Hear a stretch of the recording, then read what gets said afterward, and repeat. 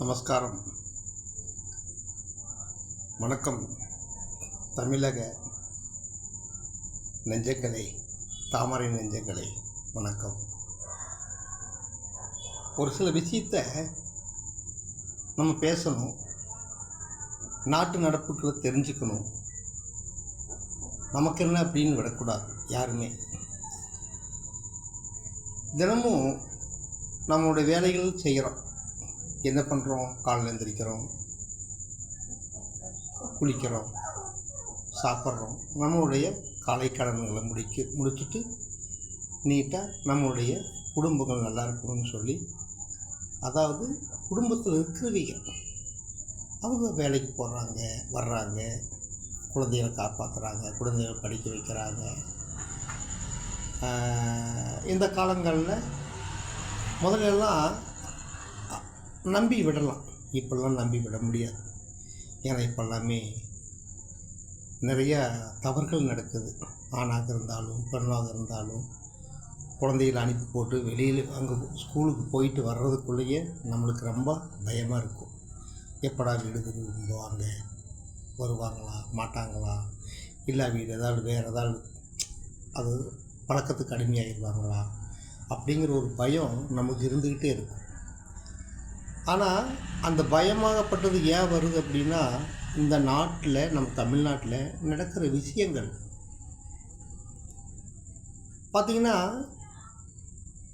என்னுடைய வாழ்க்கையிலும் சரி, என்ன மாதிரி வயசில் இருக்கிறவங்களும் சரி, அவங்க அதை பார்த்துருப்பாங்க, தெரிஞ்சிருப்பாங்க, அவங்களுக்கு அந்த விஷயத்தை பற்றி தெரியும். சின்ன வயசுலலாம் நாங்கள் ஒருத்தர் ரோட்டில் நடக்கிறோம் அப்படின்னா ஒரு தாய்மார்களை பார்த்தா பின்னால் வர்றவைய மண்டையில் அடிப்பாங்க. என்னடா ரோட்டை பார்த்து நடுறா, என்னடா நீ ரோட்டை பார்த்து நடுறா, என்ன பார்க்குற பிள்ளைங்கன்ற பார்வை அப்படின்னு சொல்லுவாங்க அந்த காலங்கள். அதே மாதிரி தம் அடித்தா யாராக இருந்தாலும் திட்டுவாங்க. தீய பழக்கங்கள் பார்த்தாங்கன்னா பேசுவாங்க. அவையிலே மறைஞ்சு தான் பண்ணுவாங்க. ஏதாவது இந்த சாராயம் குடிக்கணும், இந்த மாதிரி ஏதோ கல் குடிக்கணும் அப்படின்னாலும் அவையிலே பயந்துட்டு தான் குடிப்பாங்க. அந்த மாதிரி காலங்கள் ஒரு 50 வருஷத்துக்கு முன்னாடி, 45 வருஷங்களுக்கு முன்னாடி இருந்தது. அப்போ தைரியமாக குழந்தைகளை விடுவாங்க, பள்ளிக்கூடம் படிக்க வைப்பாங்க, போவாங்க, வேலைக்கு போவாங்க. அது நம்பிக்கை இருந்தது. ஆனால் இப்போ யாருக்குமே ஒரு 5 வயசு குழந்தையிலிருந்து 25 வயசு வரைக்கும் வளர்கிற வரைக்கும் நம்பிக்கை இல்லை. ஆனால் 25 வயசுக்கு மேலே நம்ம அதை அந்த குழந்தைகளை நம்ம கண்டிக்க முடியாது. அப்படியெல்லாம் இருக்குது. அது என்ன காரணம்னு கேட்டிங்கன்னா, நம்மளுடைய என்ன தான் வளர்த்தினாலும் நம்மளுடைய அட்வைஸ் நம்ம சொல்லி கொடுக்குறோம் இல்லையா, அந்த என்ன தான் சொன்னாலும் நம்ம இங்கே வீட்டில் சொல்கிறோம். அம்மா அப்பா சொன்னால் அவங்க என்னடா இது கால் வச்சு அப்படின்னு நினைப்பாங்க.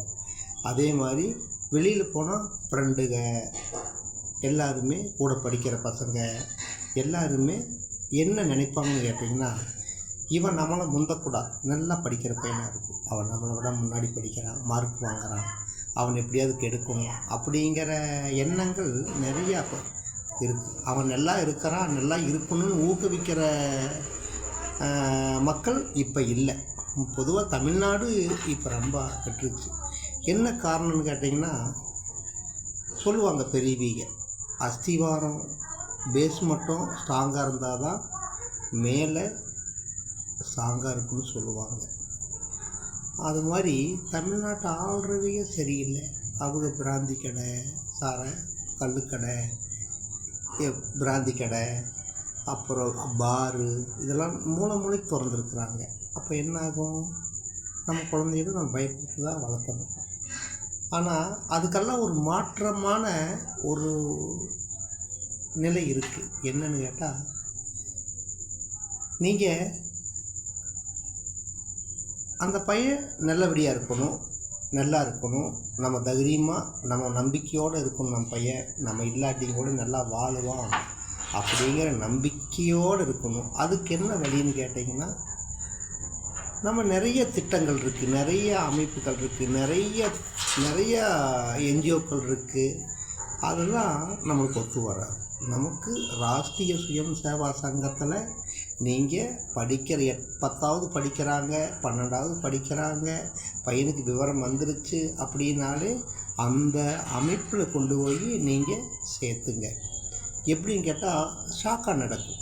அந்தந்த பகுதியில் ஏதோ ஒரு பகுதியில் நம்மளுக்கு ஷாக்கா நடக்கும். ஷாக்கானா தினசரி சாயந்தரம் ஒரு 6 மணிலிருந்து ஒரு 7 மணி வரை, காலை ஒரு 6 மணிலிருந்து 7 மணி வரை அப்படி ஷாக்கா நடந்துகிட்ருக்கும்.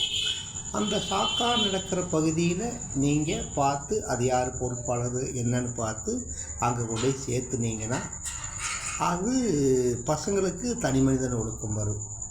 நம்ம யார், நம்ம தாய் தந்தை யார், நம்மளுடைய கூட பிறந்தவைய எப்படி வச்சுக்கணும், எப்படி பார்க்கணும், மற்றவைகள் எப்படி அவைகள் எப்படி அனுசரிக்கணும், பெரியவைகள் எப்படி கூப்பிடணும், சின்னவைகள் எப்படி கூப்பிடணும் அப்படின்னு அவங்க கற்றுக் கொடுத்துருவாங்க. தனி மனிதன் ஒழுக்கத்தை கற்றுக் கொடுத்துருவாங்க. அது நம்ம சொல்ல வேண்டியதே இல்லை, தானாக வந்துடும். அதனால் நீங்கள் பெற்றோர்கள் நிறைய இருக்கிறீங்க, நிறைய குழந்தைங்க இருக்கிறாங்க, நிறைய இந்த தேசத்தில் நிறைய பேர் இருக்கிறாங்க. அவைகளுக்கெல்லாம் நல்லா இருக்கணும் அப்படின்னு நீங்கள் நினச்சிங்கன்னா நீங்கள் ஆர்எஸ்எஸில் கொண்டு போய் சேர்த்துங்க. அப்போ தான் அந்த பையன் கடைசி வரைக்கும் நல்லா இருப்பாங்க, எந்த கெட்ட வழக்கம் இல்லாமல், யார் கூட சேராமல். அவங்க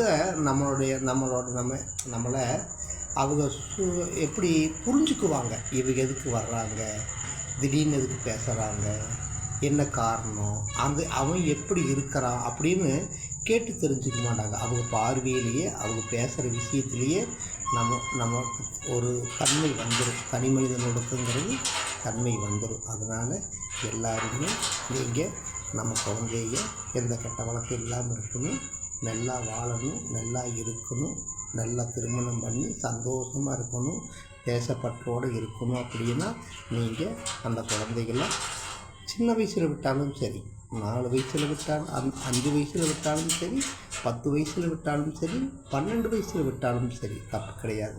அந்த ராஷ்ட்ரிய சுயம் சேவா சங்கத்தில் நீங்கள் சேர்த்துங்க. என்ன காரணம்னு கேட்டிங்கன்னா, உதாரணத்துக்கு நான் ஒரு கிராமத்தில் தான் பிறந்தேன். அப்போது என்னை அறியாமலேயே ஒரு விளையாண்டுட்டு இருந்தாங்க. அங்கே போய் விளையாட்டில் நானும் கலந்துக்கிட்டேன். நான் கலந்தப்போ எனக்கு ஒரு 13 வயசு. ஆனால் இப்போ எனக்கு 59 வயசு. நான் இன்னும் ஒரு பீடி குடித்ததில்லை, ஒரு தண்ணி சாப்பிட்டதில்லை. இதெல்லாம் உண்மை. நான் என்னுடைய வாழ்க்கையில் நடந்திருக்கிற விஷயத்தை நான் உங்களுக்கு சொல்கிறேன். நான் அந்த அந்த விளையாட்டுக்கு போகலை, வேறு மாதிரி ஆச்சு, இது வேண்டாம் அப்படின்னு சொல்லி ஒதுங்கி இருந்தேன்னா நான் இந்நேரம் ஒரு குடியாரனாவோ எங்கேயோ ஒரு பக்கம் ஏதோ ஒரு விதத்தில் நான் ஒரு மோசமான ஆளாக இருந்திருப்பேன், நபராக இருந்திருப்பேன்.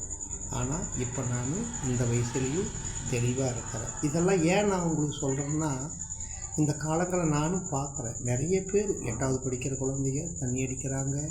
நிறையா அதாவது நம்ம எப்படி சொல்லக்கூடாது, வாயே கூசுது, அந்த மாதிரியெல்லாம் நடக்குது.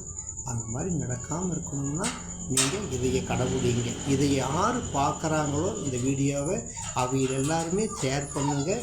இது ஒரு நல்ல தேசப்பற்று, நல்ல தனி மனிதன் ஒழுக்கம், நல்ல தாய் தந்தை எப்படி வணங்கணும், எப்படி மற்றவங்களை மதிக்கணும், பெரியவங்களை எப்படி மதிக்கணும், சின்னவங்களை எப்படி கூப்பிடணும், இந்த தேசத்தை பற்றி எப்படி தெரிஞ்சுக்கணும் அப்படின்னா நமக்கு இதுதான் கரெக்டான வழி.